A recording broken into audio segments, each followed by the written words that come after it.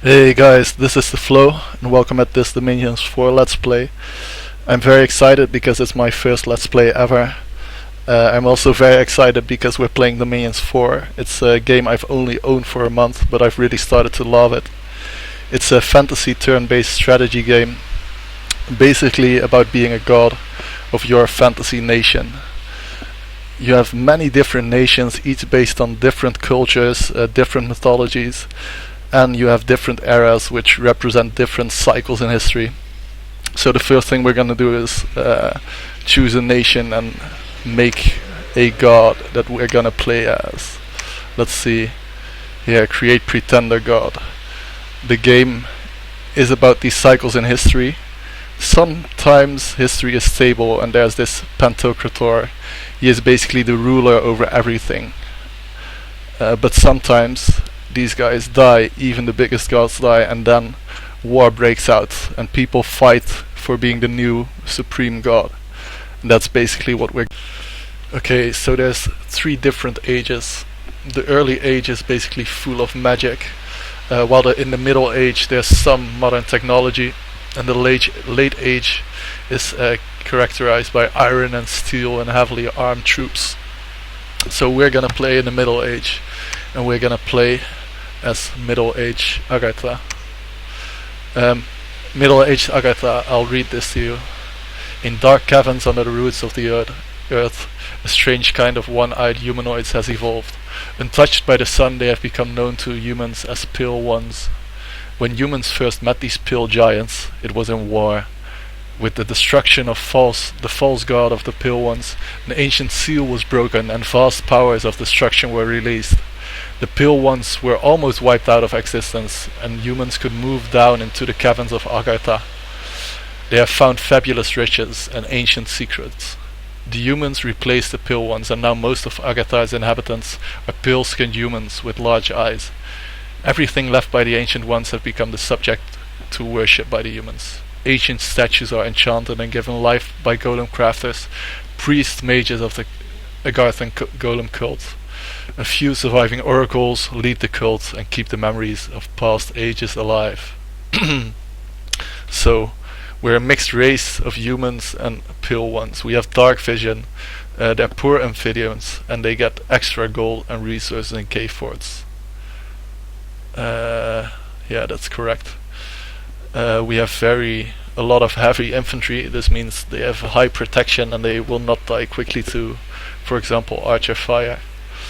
But what I find mostly interesting about this is the story about the destruction of the false god of the Pale Ones and the ancient seal that was broken. So I looked into this. I looked it up on Wikipedia, the breaking of the seals, and actually in Christian mythology there seem to be 7 seals, and these seals represent the knowledge that is not to be known, the knowledge that can only be known by a god or a chosen one. So I think these Agarthians, they basically represent the protectors of ancient knowledge, the protectors of the earth. And then the humans came, and the humans invaded Agartha. They broke into their halls, they broke into the secrets, they wanted to know everything. And this basically unleashed all kinds of bad things upon the world. So I guess we can imagine the last Pantocrator, the last ruler over everything, he died when the humans did this to us in war. Destruction came and everything was washed away, many nations were destroyed. And then the golem cult of Agartha, the humans together with the Pale Ones, they tried to restore the order that actually, they made the mistake. So we're gonna play as these guys. Okay, now that we've chosen our race, our nation, middle-aged Agartha, let's get into the god we're gonna take. For every god you can choose their magic paths. You have all different kinds of magic. You can choose their dominion, which is basically their what their faith does to the lands. So for example, you have order. With a high order you'll increase the income in your provinces, and this is heat. You can, for example, go cold. If you go cold, that you get less supplies because it's always cold. And so your dominion can have all kinds of different effects. Well, we're playing Agartha. We're playing a nation that's basically trying to get together after the cataclysm happened, who are basically guilty of destroying the world, bringing it in its current state. And what we're gonna play as is actually the Golden Pillar. We're not actually playing a Golden Pillar, but we're taking the Golden Pillar as our pretender. I imagine that the caves of Agartha, the caves that hold the riches, the secrets, the caves of which the seals were broken, those are actually the pretender gods. We have no real god. Actually, the earth itself is our god. So these deep caverns, all these places of holy power, they are deep in the earth. So we have standard earth magic, but we're going up into earth magic for 9 earth magic. This represents the power of the earth that the caverns have. In addition, we know that the Agarthians, or no, the Pale Ones, they almost went extinct after the cataclysm, but the natural healing of the caves kept us alive. You can see that for pods, whenever you go above 4, you get an effect here, and when you go to 9, you get another effect. These are bless effects. Our sacred units, the units that are sacred to our nation, they get these effects if we bless them. So actually our troops on the field, some of our troops, will get extra protection, which will increase their basically their armor. They will get reinvigoration, which basically counteracts fatigue. It means that they will get tired less quickly. Extra HP, so they will become extra sturdy, and regeneration. And regeneration will be especially important because Agartha, the race of golem crafters, the golem cult, as it is called, we're a nation that can build statues, all kinds of statues, and these statues, they're carved, so they don't naturally heal, but these bless effects of regeneration will make sure they get healed in battle. Then for our dominion, we will use sacred units. Your sacred units, you can only recruit as much sacred units per turn, per province, as high as your dominion is, either in that province or your total score here. I don't really know for sure. Then we can choose order and turmoil. I think it's thematic to go deep into turmoil. The cataclysm just happened, and we're a land in total chaos. For production and sloth. Production, a higher production will basically mean you get more resources, which is useful for Agartha because they have a lot of heavily armored units who cost a lot of resources. But we're going neutral. For heat, we know the Pale Ones, they're cold-blooded, so they like to be in hot provinces, so they don't get tired as quickly. So we're going for this. Growth, we're going with 1 growth. You have growth and death, and basically growth makes sure your provinces and your population keeps growing, which is also thematic with our nature bless, of course. Then we're going for 3 luck, which means for every event that happens, there's a lot more chance that it'll be a positive effect. And this is nice because for turmoil, if you look at this, you see that we get more events with a higher level of turmoil.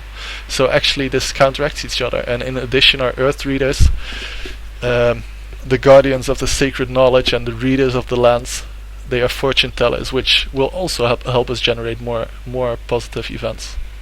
And then we're going with magic. The magic skills basically increase or decrease your research.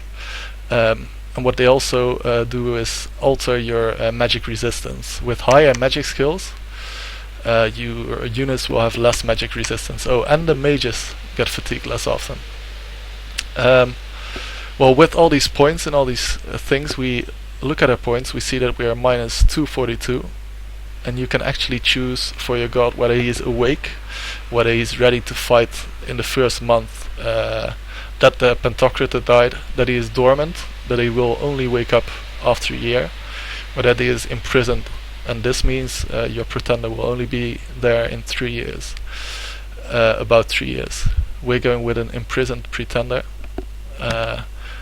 so we're not going negative. Of course you can't create a god that costs more points, for which you go negative. And I also think it's thematic. Let's say our god basically are sacred caverns, the sacred caverns of the seals. They, because of the cataclysmic earthquakes, the whole cave system got ruined. And actually, the humans and the Agarthians who came together because they know the value of these secrets and they know the value of the healing powers.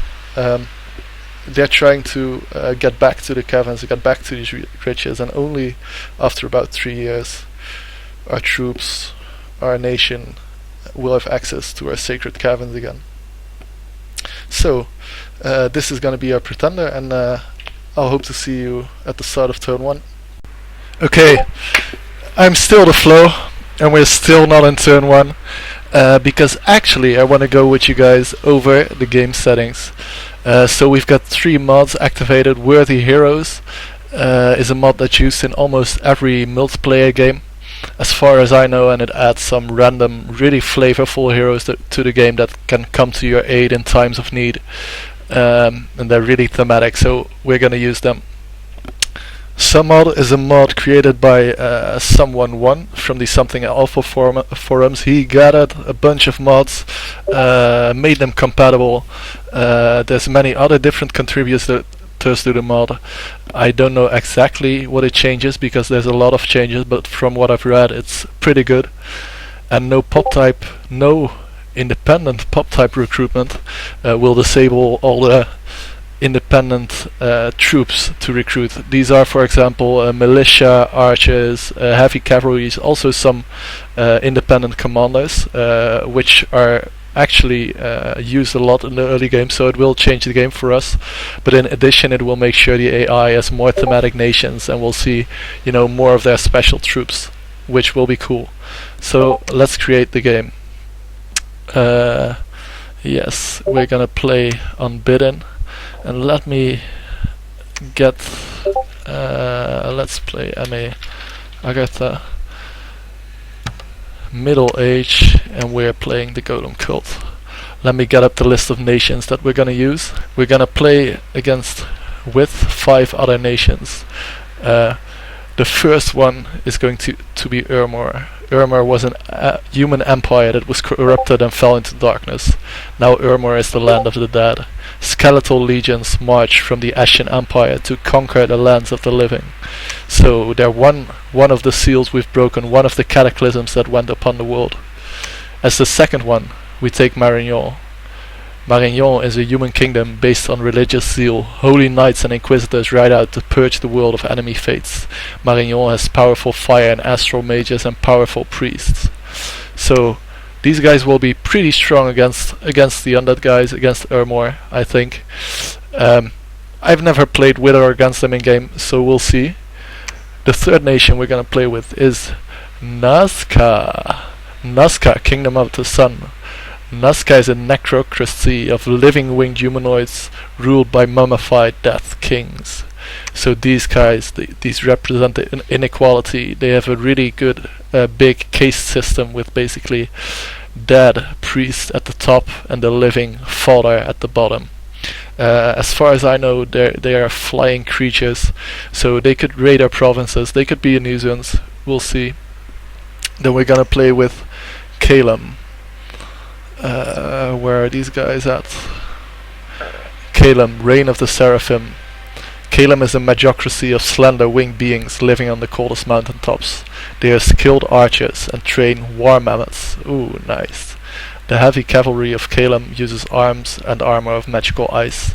Calum seraphs are powerful mages of wind and frost. They are cold resistant and dislike warm lands. Well, that's gonna be really interesting because we as Agartha, I told you the pill ones, they like the heat. You know, we turned up the heat in our dominion, but these guys, they basically want to make the world an icy place. And finally, we're going to add Ashdod. Ashdod, reign of the Anakim.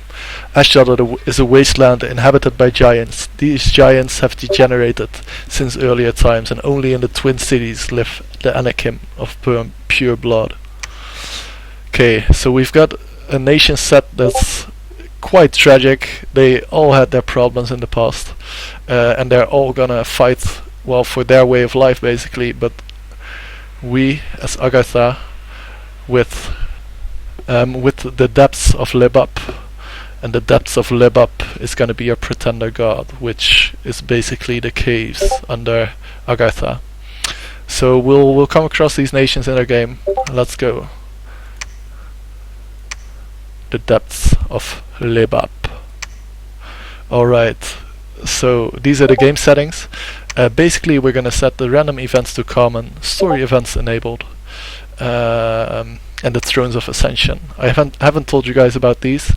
The Thrones of Ascension are basically magical places of power, and if we capture these with our pretender god, with holy creatures, we get certain benefits in the world. But they also represent the strength of our pretender and how close we are to becoming the Pentocrator, the next ruler of the next cycle. So basically, we're gonna set it to 3 level 2 thrones, 5 level 1 thrones, and 7 needed to win. Renaming is allowed because, of course, you guys can send me a comment below if you want to be named, and I'll put you into the game. And those are all the options. So without further ado, I'll see you in game turn 1.